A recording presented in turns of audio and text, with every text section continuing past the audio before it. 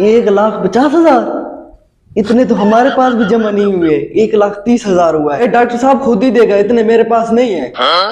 रुको रुको रुको रुको, इन्हें नफे नुकसान दोनों में बराबर, तभी मुझे छोड़ के क्यों जा रहे हो? रुको रुको। नहीं नहीं भाई, मेरे पास कुछ नहीं है। जो पहले मार लूट की है ना, वो आपको मैंने बच के हैं। मुझे जाने इस दो। तरह ना करो, कमीने, रुक जाओ। हाँ भाई वो चला गया है। हाँ ठीक है, जाके दरवाजा बंद कर दो। मेरा ऐसा निकालो जल्दी से, जल्दी निकालो, जल्दी, मेरी देर हो गई। ये लो, पूरे 30,000। जाके देखो देखो, चला गया तो मैं भी चला जाऊंगा। ठीक है ठीक है। हाँ हाँ वो चला गया है। जल्दी करो भाई, वो चला गया, जल्दी करो जल्दी। ठीक है डॉक्टर साहब, मैं चलता हूँ। ठीक है। आगे का कुछ सोचता हूँ। सोचो आगे का, सोचो। बन जाएगा। ठीक आपका है, बहुत आ जाती दाढ़ी लग गई है। ठीक है दाढ़ी अच्छी लगी। ठीक है। हाँ चला गया। अच्छा हुआ डॉक्टर को 10,000 में चूना लगा दिया, उसको 60,000 देना पड़ता।